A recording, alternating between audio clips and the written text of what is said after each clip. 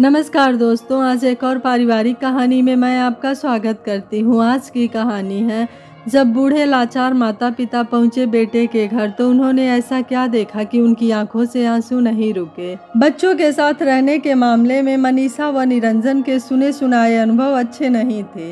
अपने दोस्तों व सगे संबंधियों के कई अनुभवों से वो अवगत थे कि बच्चों के पास जाकर जिंदगी कितनी बेगानी हो जाती है, लेकिन अब मजबूरी थी कि उन्हें बच्चों के पास जाना ही था, क्योंकि वे शारीरिक व मानसिक रूप से लाचार हो गए थे। उम्र अधिक हो जाने से शरीर कमज़ोर हो गया था। निरंजन के लिए अब बाहर के छोटे छोटे काम निपटाना भी भारी पड़ रहा था। कार चलाने में दिक्कत होती थी। मनीषा वैसे तो घर का काम कर लेती थी, लेकिन अकेले ही पूरी जिम्मेदारी संभालना मुश्किल हो जाता था। नौकर चाकरों का कोई भरोसा नहीं। काम वाली थी, कभी आई कभी नहीं। छुट्टियां न मिलने की वजह से बेटा अनुज भी कम ही आ पाता था, इसलिए उन्हें अब मानसिक अकेलापन भी खलने लगा था। अकेले रहने में अपनी बीमारियों से भी निरंजन जी डरते थे। यही सब सोचते विचारते, अपने अनुभवों से डरते डराते आखिर उन्होंने भी लड़के के साथ रहने का फैसला ले ही लिया। इस बारे में उन्होंने पहले बेटे को चिट्ठी लिखना ठीक समझा, ताकि बेटे और बहू के मूड का थोड़ा बहुत पहले से ही पता चल जाए। हफ्ते भर के अंदर ही बेटे का फ़ोन आ गया कि पापा, आज ही आपकी चिट्ठी मिली है, आप मेरे पास आना चाह रहे हैं। यह हम सबके लिए बहुत खुशी की बात है।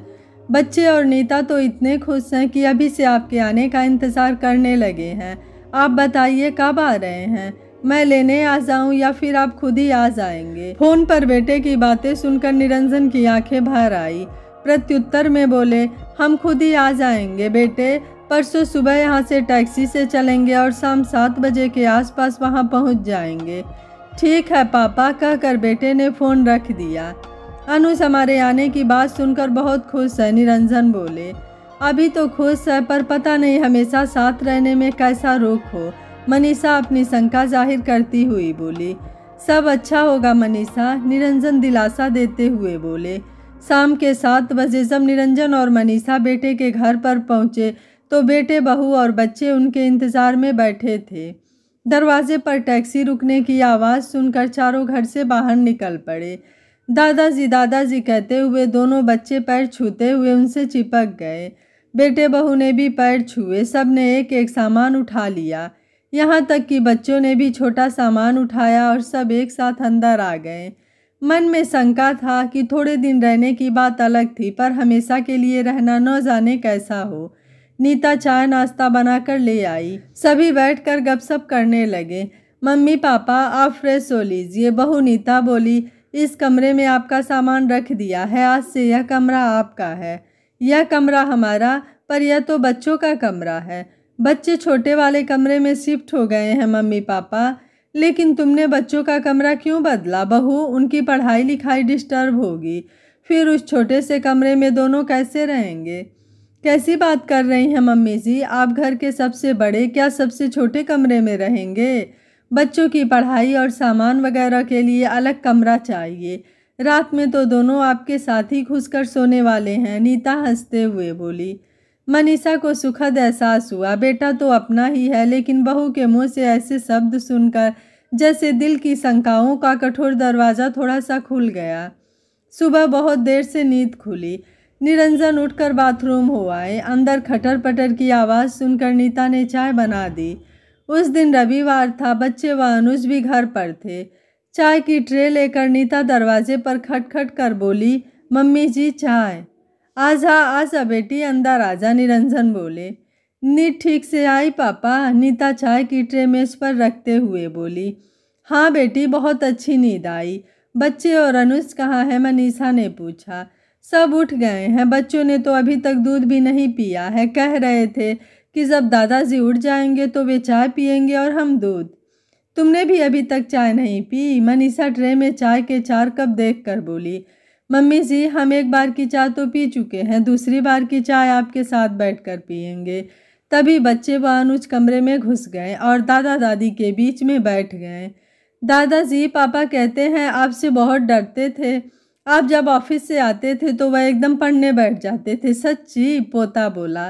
पापा यह भी कहते हैं कि वह बचपन में बहुत शैतान थे और दादी को बहुत तंग करते थे, है ना दादी? पोती बोली थी। दोनों बच्चों की बातें सुनकर निरंजन व मनीषा हंसने लगे। सभी बच्चे बचपन में अपनी मम्मी को तंग करते हैं और अपने पापा से डरते हैं। निरंजन बच्चों को प्यार करते हुए बोले। हाँ, और मम्मी कहती है कि सभी मम्मी पापा अपने बच्चों को बहुत प्यार करते हैं, जैसे दादा दादी मम्मी पापा को प्यार करते हैं और मम्मी पापा हमें। पोती की बात सुनकर मनीषा व निरंजन की नजरें नीता का खुशनुमा चेहरा दिल में उतर गया। दोनों ने मन में सोचा, एक अच्छी माँ ही बच्चों को अच्छे संस्कार दे सकती है। दोपहर के खाने में नीता ने कमल ककड़ी के कोफ्ते और कढ़ी बना रखी थी। पापा, आप यह कोफ्ते खाइए, ये बताते हैं कि आपको कमल ककड़ी के कोफ्ते बहुत पसंद हैं। नीता कोफ्ते प्लेट में रखते हुए बोली। और मम्मी को कढ़ी बहुत पसंद है ना मम्मी? अनुज बोला। याद है, मैं कढ़ी और कमल ककड़ी के कोफ्ते बिल्कुल भी पसंद नहीं करता था और मेरे कारण आप अपनी पसंद का खाना कभी भी नहीं बनाती थी। अब आपकी पसंद का खाना ही बनेगा और हम भी खाएंगे। बेटा बोला तो मनीषा को अपने भावों पर नियंत्रण रखना मुश्किल हो गया। आंखों के कोर भीग गए। नहीं बेटा, खाना तो बच्चों की पसंद का ही बनता है, जो बच्चों को पसंद हो वही बनाया करो। रात को पोते व पोती में बीच में कौन सोएगा, इसको लेकर होड़ हो गई। आखिर दोनों बीच में सो गए। थोड़ी देर बाद नीता आ गई। चलो बच्चों, अपने कमरे में चलो। नहीं, हम यहीं सोएंगे, दोनों चिल्लाए। नहीं, दादा दादी को आराम चाहिए, तुम अपने कमरे में सो जाओ। रहने दे बेटी, निरंजन बोले। 2-4 दिन यहीं सोने दे, जब मन भर जाएगा तो खुद ही अपने कमरे में सोने लगेंगे। दोनों बच्चे उस रात दादा दादी से चिपक कर सो गए। दिन बीतने लगे। नीता हर समय उनकी छोटी छोटी बातों का ख्याल रखती। बेटा भी ऑफिस से आकर उनके पास जरूर बैठता। एक दिन मनीषा शाम को कमरे से बाहर निकली तो नीता फ़ोन पर कह रही थी, मैं नहीं आ सकती, मम्मी पापा आए हुए हैं। यदि मैं आ गई तो वे दोनों अकेले रह जाएंगे, उनको खराब लगेगा। कहकर उसने बात खत्म कर दी। कहाँ जाने की बात हो रही थी बेटी? कुछ नहीं मम्मी जी, ऐसे ही मेरी सहेली बुला रही थी कि बहुत दिनों से नहीं आई। तो क्यों नहीं जा रही हो? हम अकेले कहाँ हैं? और फिर थोड़ी देर अकेले भी रहना पड़े तो क्या हो गया? देखो बेटी, तुम अगर नहीं जाओगी तो मैं बुरा मान जाऊंगी। नीता कुछ न बोली और दुविधा में खड़ी रही। मनीषा नीता के कंधे पर हाथ रख कर बोली, बेटी मम्मी पापा आ गए हैं, इसलिए अगर तुमने अपनी दिनचर्या में बंधन लगाए तो हम यहाँ कैसे रह पाएंगे? यह अब कोई 2-4 दिन की बात थोड़े ना है, हम तो अब यहीं रहेंगे। कैसी बात कर रही हैं मम्मी जी? आपका रहना हमारे सराखों पर, मैं बंधन थोड़े ना लगा रही हूँ। और थोड़ा बहुत बंधन रहे भी तो क्या, बच्चों के कारण माँ बाप बंधन में नहीं रहते हैं। फिर बच्चों को भी माँ बाप के कारण बंधना पड़े तो कौन सी बड़ी बात है।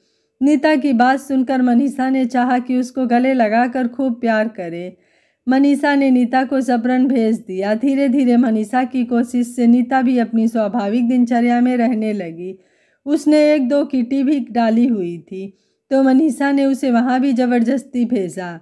उसकी सहेलियां जब घर आती तो मनीषा चाय बना देती, नाश्ते की प्लेट सजा देती। नीता के मना करने पर प्यार से कहती, तुम जो हमारे लिए इतना करती हो तो थोड़ा सा मैंने भी कर दिया तो कौन सी बड़ी बात कर दी। अनुज व नीता को अब कई बातों की सुविधा हो गई थी। कहीं जाना होता तो दादा दादी के होने से बच्चों की तरफ से दोनों ही निश्चिंत रहते। महीना खत्म हुआ, निरंजन को पेंशन मिली। उन्होंने अपना पैसा बहू को देने की पेशकश की तो अनुज व नीता दोनों नाराज हो गए। पापा, आप कैसी बात कर रहे हैं? पैसे देकर ही रहना है तो आप कहीं भी रह सकते हैं। आपने हमारे लिए जीवन भर इतना किया, पढ़ाया लिखाया और मुझे इस लायक बनाया कि मैं आपकी देखभाल कर सकूं। अनुज बोला, लेकिन बेटा मेरे पास है इसलिए दे रहा हूँ। नहीं पापा, पैसा देकर तो आप मेरा दिल दुखा रहे हैं। जब दादी जी और दादाजी आपके पास रहने आए थे तो उनके पास देने के लिए कुछ भी नहीं था, तो क्या आपने उन दोनों की देखभाल नहीं की थी? जितना आपसे बन सकता था आपने उनके लिए किया, और अब आपके पास पैसा है तो आप हमसे सेवा करने का अधिकार क्यों छीनना चाहते हैं? निरंजन निरुत्तर हो गए। मनीषा आश्चर्य से अपने उस लापरवाह बेटे को देख रही थी जो आज इतना समझदार हो गया था। अनुज ने जब पैसे लेने से साफ मना कर दिया तो निरंजन ने पोते और पोती के नाम से बैंक में खाता खोल दिया और जो भी पेंशन का पैसा मिलता उसमें डालते रहते। बेटे ने उनका मान रखा था और वे बेटे का मान रख रहे थे। एक दिन निरंजन सुबह उठे तो बदन टूट रहा था और कुछ हरारत सी महसूस कर रहे थे। मनीषा ने उनका उतरा चेहरा देखा तो पूछ बैठी, क्या हुआ, तबीयत ठीक नहीं है क्या? हाँ, कुछ बुखार सा लग रहा है। बुखार है? मनीषा घबरा कर माथा छूती हुई बोली। अनुज को बुलाती हूँ। नहीं मनीषा, उसे परेशान मत करो, शाम तक देख लेते हैं, शायद ठीक हो जाए। मनीषा चुप हो गई। लेकिन शाम होते होते बुखार बहुत तेज हो गया। दोपहर के बाद निरंजन लेटे तो उठे ही नहीं। शाम को ऑफिस से आकर अनुज पापा के साथ ही चाय पीता था। निरंजन जब बाहर नहीं आए तो नीता कमरे में चली गई। मनीषा निरंजन का सिर दबा रही थी। पापा को क्या हुआ मम्मी जी? तेरे पापा को बुखार है। बुखार है? कहती हुई नीता ने बहू की सारी औपचारिकताएं त्याग कर निरंजन के माथे पर हाथ रख दिया। पापा को तो बहुत तेज बुखार है। तभी पापा आज सुबह से ही सुस्त लग रहे थे। आपने बताया भी नहीं। मैं अनुज को बुलाती हूँ। इतना कहकर नीता अनुज को बुला लाई। अनुज जल्दी ही आ गया और मम्मी पापा को तकलीफ न बताने के लिए एक प्यार भरी डांट लगाई। फिर डॉक्टर को बुलाने चला गया। डॉक्टर ने जांच करके दवाइयाँ लिख दी। मौसमी बुखार है, 3-4 दिनों में ठीक हो जाएंगे, डॉक्टर बोला। बेटा, बहू, पोता और पोती सब निरंजन को घेर कर बैठ गए। नीता ने जब पढ़ाई के लिए डांट लगाई तब बच्चे पढ़ने गए। खाने में क्या बना दूं? नीता ने पूछा। निरंजन बोले, तुम जो बना देती हो वही स्वादिष्ट लगता है। नहीं पापा, बुखार में आपका जो खाने का मन है वही बनाऊंगी। तो फिर थोड़ी सी खिचड़ी बना दो, थोड़ा सा सूप भी बना देना। नीता, पापा को सूप बहुत पसंद है, अनुज बोला। निरंजन को अटपटा लग रहा था कि अनुज उनके लिए इतना कुछ कर रहा है। उनकी हिचकिचाहट देखकर अनुज बोला, मैं कुछ नया नहीं कर रहा हूँ। आप दोनों ने दादा व दादी की जितनी सेवा की उतनी तो हम आपकी कभी कर भी नहीं पाएंगे। पापा, मैं तब छोटा था। आज जो कुछ भी हम करेंगे हमारे बच्चे वही सीखेंगे। बड़ों का तिरस्कार कर हम अपने बच्चों से प्यार और आदर की उम्मीद कैसे कर सकते हैं? यह कोई एहसान नहीं है। अब आप आराम कीजिए। हमारा बेटा औरों जैसा नहीं है ना? मनीषा भर्राई आवाज़ में बोली। हाँ मनीषा, वो बुरा कैसे हो सकता है? तुमने सुना नहीं उसने क्या कहा? हाँ, बच्चों में संस्कार उपदेश देने से नहीं आते, घर के वातावरण से आते हैं। जिस घर में बड़ों का महत्वपूर्ण स्थान होता है उस घर में बच्चे बड़ों को आदर देना सीखते हैं, और जिस घर में बड़ों का तिरस्कार होता है उस घर के बच्चे भी तो वही सीखेंगे। एक पल रुककर मनीषा फिर बोली, हम दोनों ने अपने माता पिता की सेवा व उचित देखभाल की। हमारी गृहस्थी में उनका स्थान हमेशा ही महत्वपूर्ण रहा। वही हमारे बच्चों ने सीखा।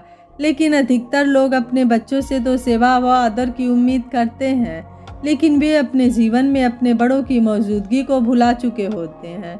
मनीषा के मन से आज सारे संशय खत्म हो चुके थे। उनके सगे संबंधियों दोस्तों ने उन्हें अपने अनुभव बताकर उनके मन में बेटे बहू के प्रति डर व नकारात्मक विचार पैदा किए। अब वे अपने अनुभव बताकर दूसरों के मन में बेटे बहू के प्रति प्यार व सकारात्मक विचार भरेंगे। निरंजन ने संतोष से आंखें मूंद ली और मनीषा कमरे की लाइट बंद कर बहू की सहायता करने के लिए रसोई में चली गई। आखिर इंसान जो अपनी जिंदगी में बोएगा वही तो काटेगा। कांटे बोकर फूलों की उम्मीद करना तो मूर्खता है। यह कहानी आपको कैसी लगी? आप मुझे अपनी राय कमेंट बॉक्स में ज़रूर दीजिएगा। वीडियो पसंद आया है तो वीडियो को लाइक, शेयर एंड चैनल को सब्सक्राइब कर लीजिएगा। Thank you for watching. मिलते हैं अगली कहानी।